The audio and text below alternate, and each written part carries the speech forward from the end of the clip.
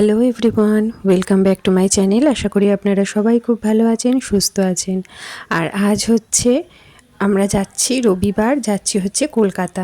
তো আমরা সকাল সকাল বেরিয়ে পড়েছিলাম, ভোরবেলা 4টেয় উঠেছিলাম, 5টার সময় গাড়ি এসেছিলো রাজকোট থেকে। আসলে প্লেন ছিল হচ্ছে 8:30টায়। আর আমাদের আমরা যেখানে থাকি জামনগর থেকে রাজকোট যেতে 2 ঘন্টা টাইম লাগে। তো আমরা বাই কারে 2 ঘন্টা আমরা চলে গেছিলাম, তাড়াতাড়ি পৌঁছে গেছিলাম, কারণ খুব ফাঁকাই রাস্তা ছিল, একদমই ফাঁকা রাস্তা ছিল, কোনো যানজট কিছু ছিল না, সিগন্যালেরও কোনো ব্যাপার ছিল না। খুবই ভালো, তাড়াতাড়ি স্মুথলি আমরা পৌঁছে গেছিলাম। পুরো এখন দেখুন 6:30 বাজে। আর এখানে এমনি গুজরাটের দিকে সকাল হয় অনেক, আলোটা ফোটে অনেক দেরিতে, আবার সূর্য অস্ত যায় অনেক পরে। আর চাঁদটা এত সুন্দর, হাফ চাঁদটা দেখা যাচ্ছিল, তো তার জন্য আমি একটুখানি ভিডিও করছিলাম। আর এখন দেখুন আমরা চলে এসেছি, সূর্যোদয় হচ্ছে, এখন বাজে 7টা। আমরা রাজকোট এয়ারপোর্টে এখন ঢুকে গেছি। এবার যাব ভেতরের সমস্ত যা ফর্মালিটিস রয়েছে সেগুলো আমরা কমপ্লিট করব। বোর্ডিং পাসটা তো আগে থাকতে করে নিতে হয়, ওটা আমাদের হয়ে রয়েছে।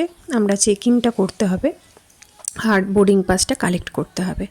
তো আমরা এখন চলেই এসেছি। আর আমাদের একদম এয়ারপোর্টে বসে থাকার মতনও টাইম ছিল না, আমরা তাড়াতাড়ি করে বোর্ডিং বন্ধ হয়ে যাচ্ছিলো, আমরা চলে এসেছি, প্লেনে আমরা উঠে গেছি। আমার শাশুড়ি মা সামনের দিকে আছেন, ওনার হুইল চেয়ারের ব্যবস্থা করা রয়েছে তার জন্য।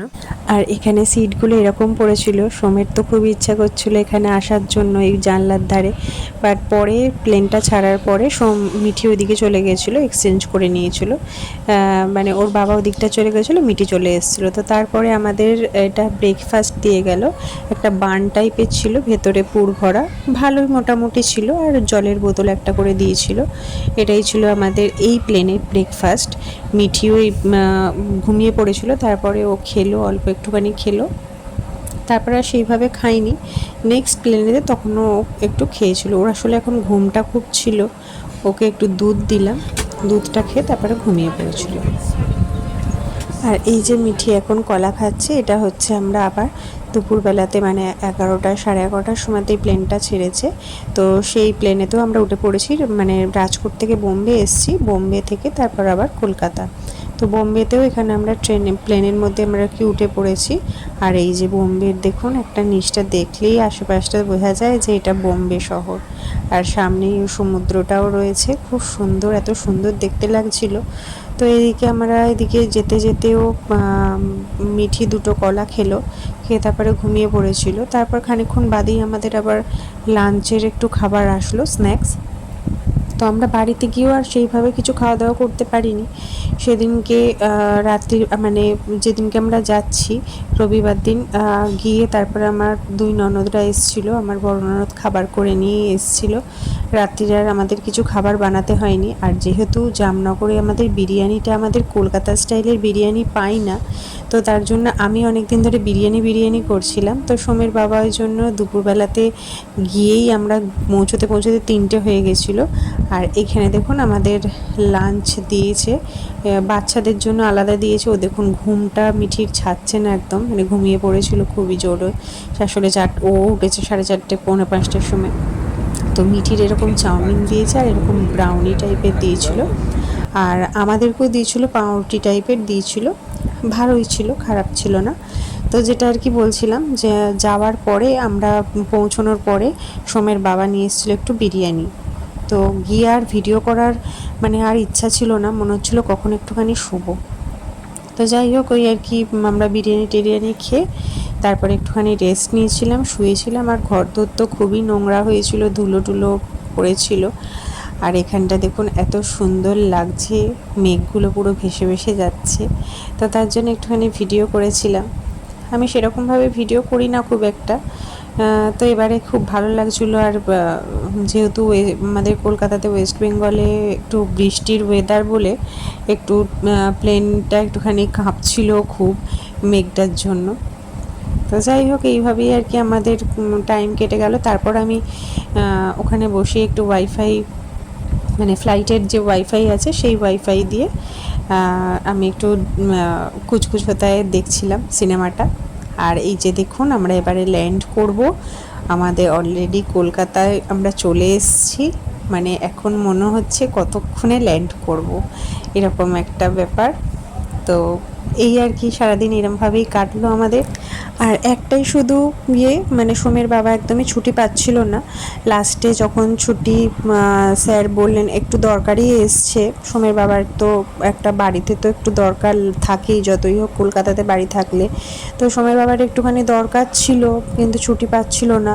তো তার জন্য স্যারকে অনেক রিকোয়েস্ট করার পরে স্যার ছুটি দিয়েছিলেন, কিন্তু 4 দিনের ছুটি দিয়েছে।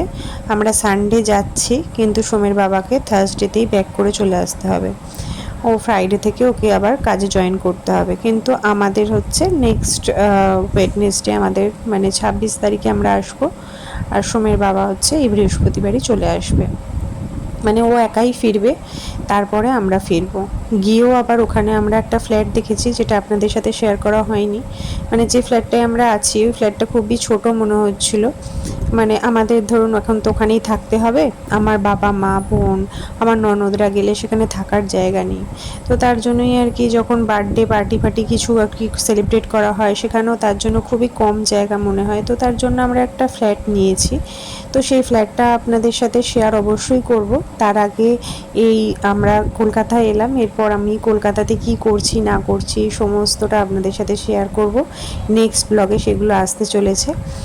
আর তো এখন আমরা দেখুন ল্যান্ড করছি। তারপরে কলকাতায় হচ্ছে 10 দিনের ছুটি কাটিয়ে সোমকে আবার গিয়ে ওখানে স্কুলেও ভর্তি করাতে হবে।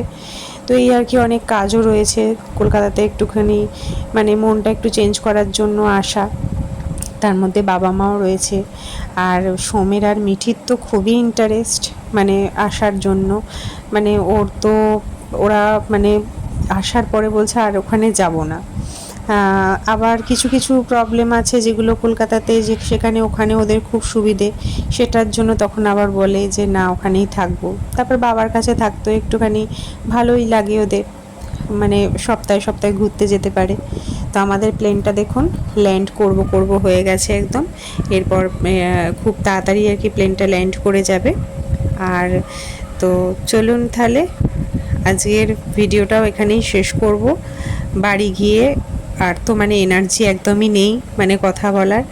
গিয়ে প্রচণ্ড ধুলো রয়েছে, ঘরদোর যে আমাদের কাজ করেন উনি পরিষ্কার করে দিয়ে গেছেন, তাও অনেকটাই ধুলো হয়ে রয়েছে। তো এই যে কলকাতার মাটিতে, আমাদের ওয়েস্ট বেঙ্গলের মাটিতে পা দিয়ে দিলাম। তো চলুন তাহলে আজকের ভিডিওটা এখানেই শেষ করছি। সবাই খুব খুব খুব ভালো থাকবেন, সুস্থ থাকবেন, আনন্দে থাকবেন। আর আমার ভিডিওটা কেমন লাগলো অবশ্যই কমেন্ট বক্সে কমেন্ট করে জানাবেন। আর খুব তাড়াতাড়ি দেখা হচ্ছে আবার কলকাতার ভিডিও নিয়ে। দাঁড়িয়ে আছে বাবা, ওখানে আমি একটা ব্যাগ তুলে নিয়ে এসেছি, পাপা এই যার একটা ব্যাগ নিল, নিয়ে যা আসছে।